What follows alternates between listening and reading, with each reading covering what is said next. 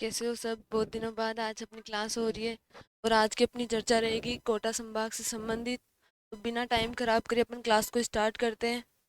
जैसे कि एग्जाम में परियोजनाओं से क्वेश्चन पूछे जाते हैं कि कौन सी परियोजना किस जिले में है। ये पहले पूछा जाता है, जैसे गड़दड़ा दे दी कि गड़दड़ा परियोजना किससे संबंधित है, किस जिले से। तकली तकली आलनिया सावन भादो, ये परियोजनाएं किससे संबंधित है। या फिर भीम सागर परियोजना दे दी, चोली परियोजना दे दी, गागरीन परियोजना दे दी, छापी परियोजना दे दी, हरिश्चंद्र परियोजना दे दी। ऐसे परियोजना दे के या तो पूछते हैं कि मिलान कीजिए, एक साइड जिले एक साइड परियोजनाएं, और एक परियोजना देके उससे जिला पूछ लिया करते थे। अब ट्रेंड चेंज हुआ है। एक आपने पिछले पेपर में देखा होगा कि अब जिले नाम पूछ के ये पूछते हैं कि ये परियोजना किस संभाग से संबंधित है। तो अपन हर तरीके से क्वेश्चन को सोल्व करेंगे कि संभाग से भी, और उस संभाग में जो जो जिले आते हैं उसमें कौन कौन सी परियोजनाएं आते हैं, ताकि आपके दोनों प्रकार के क्वेश्चन आसानी से सोल्व हो। तो हम चर्चा करते हैं। पहले तो आपको ये पता होना चाहिए कि कोटा संभाग में कौन कौन से जिले आते हैं। तो अब कोटा संभाग में पहले भी 4 जिले आते थे, और अब राम लुमया कमेटी के तहत जो नए संभाग बने हैं, इस संभाग में कोई बदलाव नहीं हुआ। पहले भी 4 जिले आते थे और अब भी 4 ही जिले आते हैं। वो 4 कौन कौन से हैं? कोटा,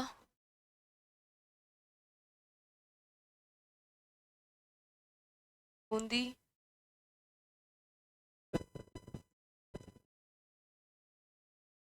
बारा, झालावाड़।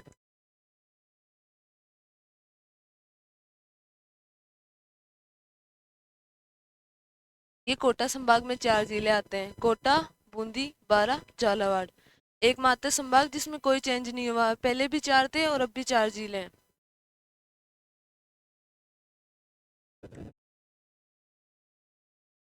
अब अपन कोटा से चर्चा करते हैं कि इसमें कौन कौन सी नई परियोजना है। तो इसमें पहली है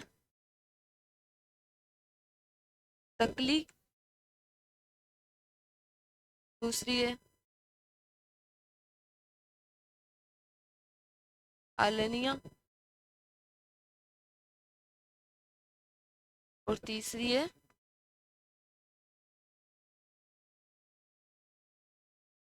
सावन भादो। अपन इस पे भी चर्चा करेंगे, जैसे सावन भादो नहर कहाँ है, सावन भादो झील कहाँ है, सावन भादो झरना कहाँ है, सावन भादो मंदिर कहाँ है, सावन भादो कढ़ैया कहाँ है। इस पे भी अपन संपूर्ण चर्चा करेंगे। उसके बाद अपना जिला आता है बूंदी। बूंदी में कौन कौन सी परियोजना है? एक है गरदड़ा,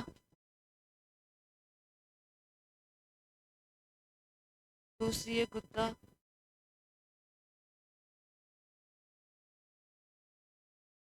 ये चाकण।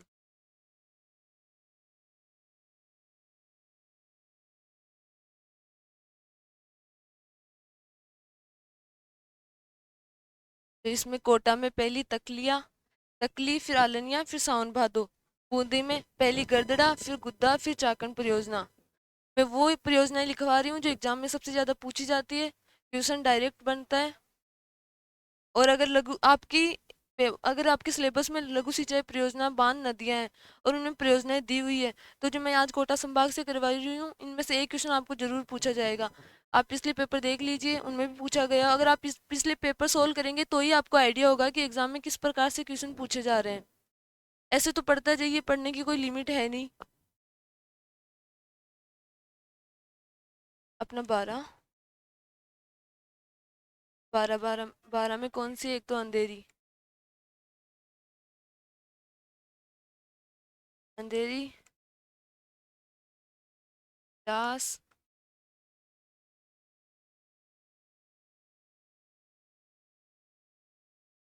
परवन। परवन नदी के किनारे शेरगढ़ दुर्ग बना है 12 में। Most important question.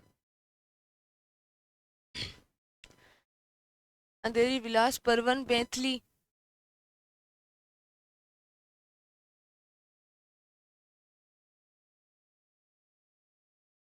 बेहासी।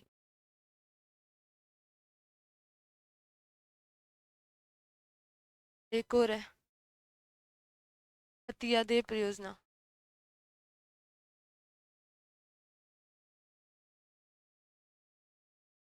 ये अपनी 12 से संबंधित है। झालावाड़,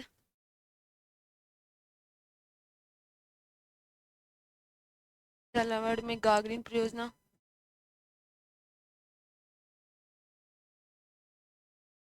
भीम सागर,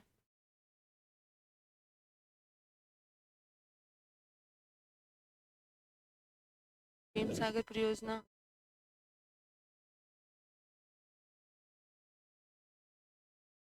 चोली परियोजना,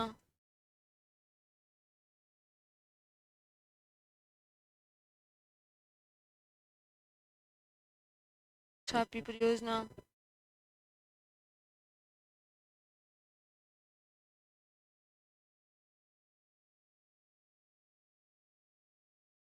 गागरीन परियोजना, भीम सागर परियोजना, चोली परियोजना, छापी परियोजना, हरिश्चंद्र परियोजना।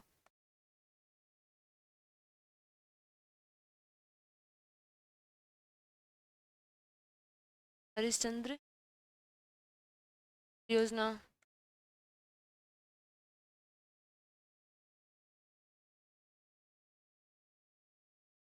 काली सील परियोजना।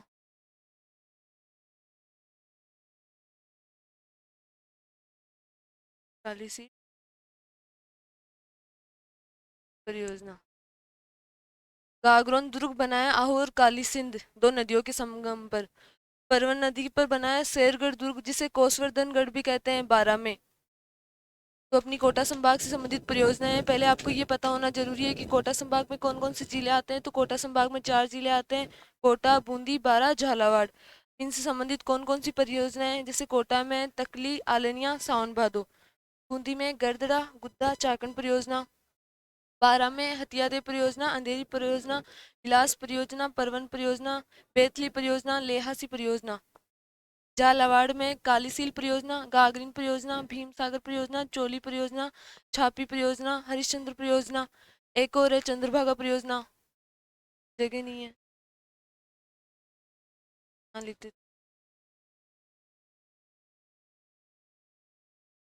चंद्रभागा, आप समझ जाना, चंद्रभागा है प्रोजेक्ट।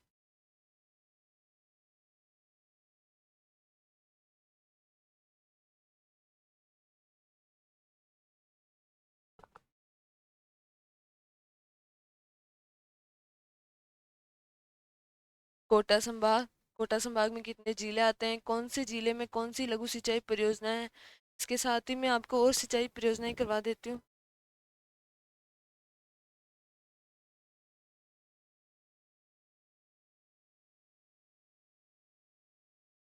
जैसे पहले अपन सावन भादो से संबंधित फैक्ट करते हैं।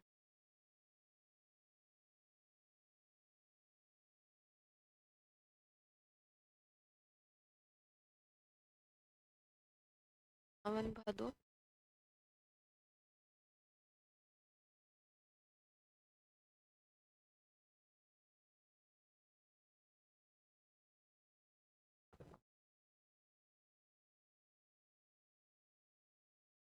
भादो संबंधित।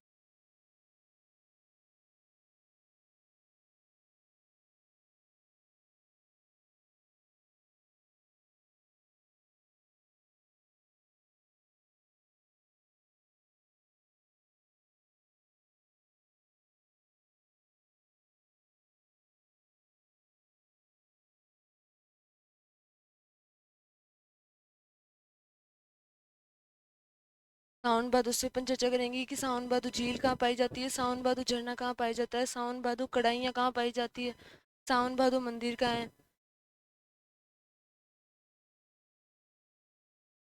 सावन भादो खैर,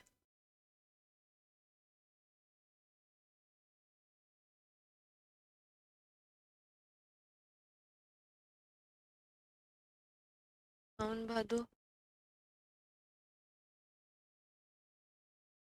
भादो झील।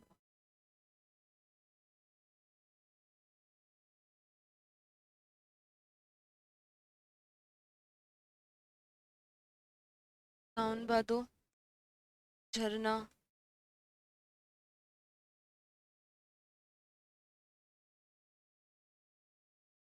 सावन भादो,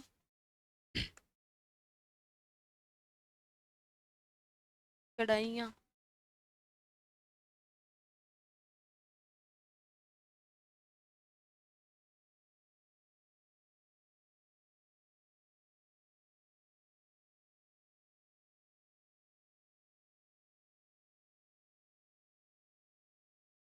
भादो कढ़ाइयाँ, इसमें ई की मात्रा नहीं आएगी, कढ़ाइयाँ, क्योंकि ई बहुवचन में जाते ऊपर वाली मात्रा हट जाती है। सावन भादो कढ़ाइयाँ।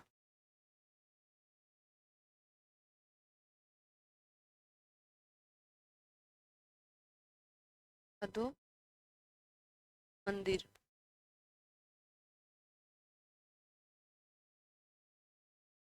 तो आपको पता होना चाहिए भादो नहर कहाँ पे है। अभी मैंने पिछले पेज पे बताई थी आपको। सावन भादो नहर है कोटा। सावन भादो झील कहाँ है, सिरोही।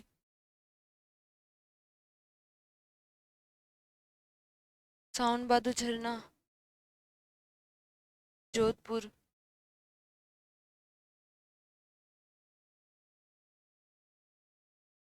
सावन भादो कढ़ाइयाँ,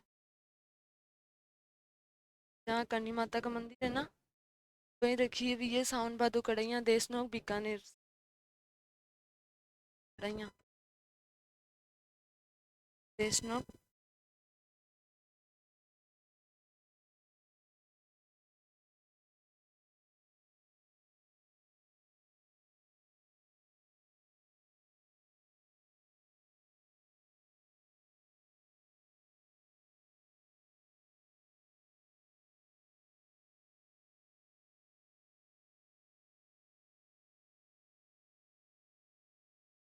करनी माता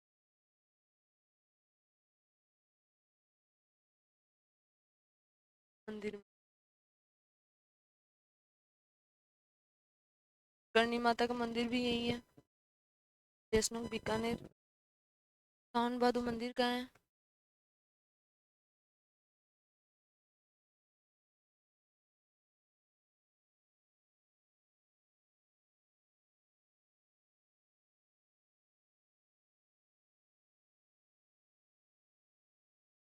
जयपुर।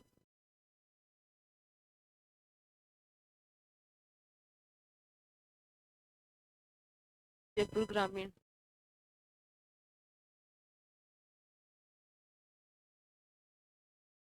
इसके बाद अपन चर्चा करते हैं, जैसे राजस्थान में 3 प्रकार का अफवाह तंत्र पाया जाता है। आंतरिक अफवाह तंत्र, बंगाल की खाड़ी का अफवाह तंत्र, अरब सागर का अफवाह तंत्र। तो अब बंगाल की खाड़ी के अफवाह तंत्र में कौन सी नदियाँ आती है, अरब सागर के अफवाह तंत्र में कौन सी नदियाँ आती है, इसके साथ ही आंतरिक प्रवाह के अफवाह तंत्र में कौन सी नदियाँ आती है।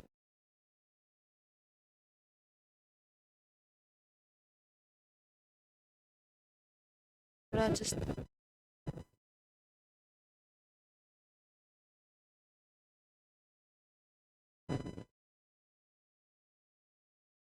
राजस्थान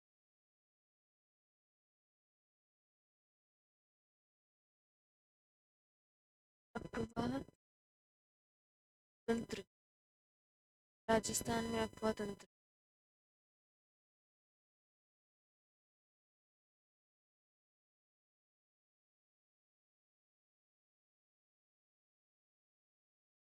तो राजस्थान में 3 प्रकार का अफवाह तंत्र पाया जाता है।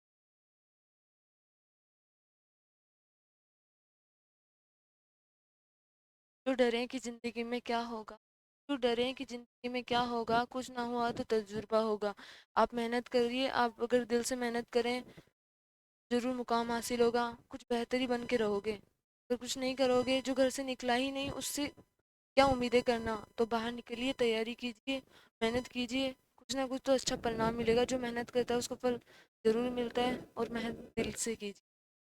तो राजस्थान में अफवाह तंत्र, राजस्थान में 3 प्रकार का अफवाह तंत्र पाया जाता है। आंतरिक,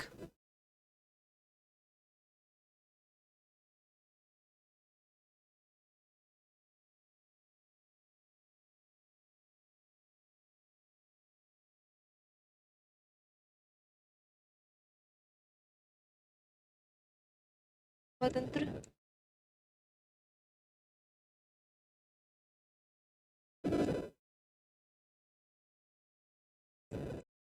गफा तंत्र,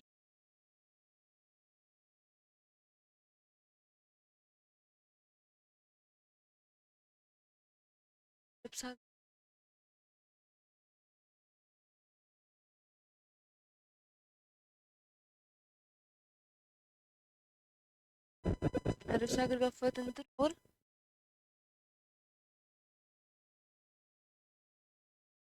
बंगाल की खाड़ी का अफवा तंत्र। तो अपन आज आंतरिक अफवा तंत्र की नदियों को देखते हैं। आंतरिक अफवा तंत्र अपना है, आंतरिक अफवा तंत्र इसकी नदी काका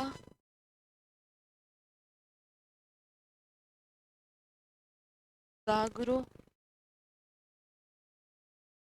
काका गागरो पेर, काका गागरो पेर, माथे खारी मेल, माथे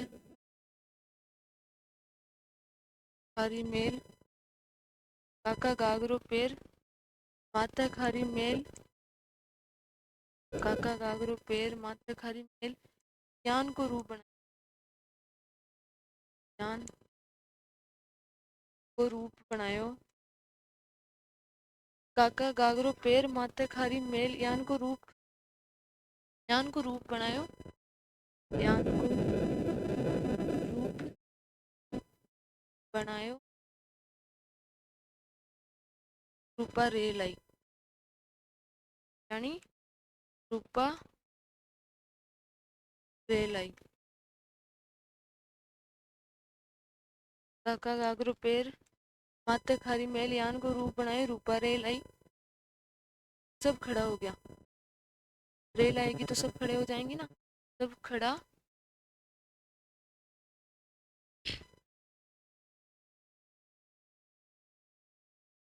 ये अपनी ट्रिक है राजस्थान में आंतरिक अफवाह तंत्र को याद करने की। इसमें 9 नदियां आती हैं, तो मैं कैसे आपको यूं आंतरिक अफवाह तंत्र की नदियां याद करवाती हूँ। काका से कांतली नदी कहाँ से निकलती है, खंडेला की पहाड़ियाँ सिक्कर से कांतली नदी। दूसरी है कांकने नदी, कांकने कहाँ विलीय होती है, भुज झील में। भुज झील कहाँ है, जैसलमेर। कांकने नदी मसूरदी नदी भी कहते हैं। आगरा से घग्गर नदी,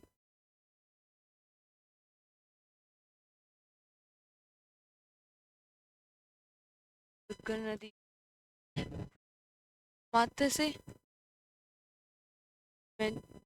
मेंथा या मेंढा, इसके 2 नाम है, मेंथा नदी और मेंढा नदी। सांबर झील में उत्तर दिशा से विलय होने वाली नदी, सांबर झील में सर्वाधिक लवणता ले जाने वाली नदी मेंथा नदी, इसको मेंढा नदी भी कहते हैं। इसका उद्गम मनोर थाना जयपुर से होता है।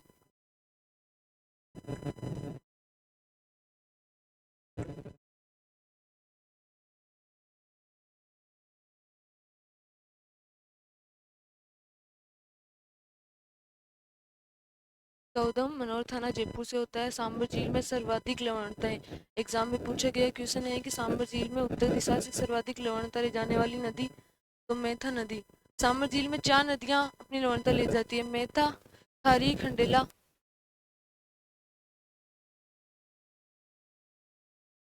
एक मेंथा हो गई, खारी हो गई, खंडेला हो गई। खून नदी भी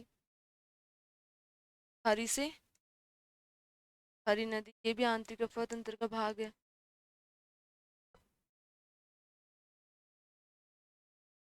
काका गागरो पेर, माता खारी मेल, यान को रूप बनायो, रूप से रूपनगढ़ नदी,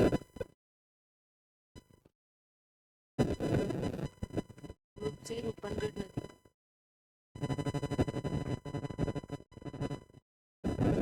रूपारेल से रूपारेल नदी, जिसे वराह नदी, लसवारी नदी भी कहते हैं। उदयनाथ की पहाड़ी अलवर से उद्गम होता है। बरेल, बरेल नदी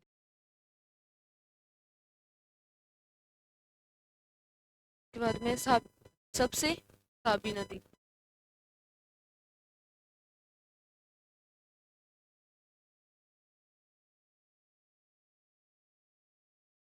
काका गागरो पेर माते खारी मेल यान को रूप बनायो रूपा रेल आई।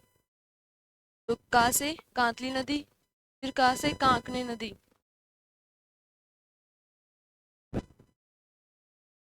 कांकने नदी। गागरा से गग्गर नदी, गग्गर नदी का उद्गम हिमाचल प्रदेश में शिवालिक की पहाड़ियों से होता है। राजस्थान में प्रवेश हनुमानगढ़ की पीपी तहसील से करती है। और इसके अनेक नाम है, देवसती नदी, सरस्वती नदी, नट नदी, हकरा नदी। फोर्ट अब्बास पाकिस्तान में बाढ़ आने पे जाती है ये। उसके बाद मेथा या मेंढा नदी, इसका उद्गम मनोर थाना जयपुर से होता है। थारी नदी, रूपनगढ़ नदी, रूपारेल नदी, साबी नदी, ये राजस्थान की प्रमुख आंतरिक प्रवाह की नदियाँ हैं। इसके साथ ही अपन मिलेंगे नेक्स्ट क्लास में। चैनल को लाइक एंड सब्सक्राइब कमेंट जरूर करें। धन्यवाद।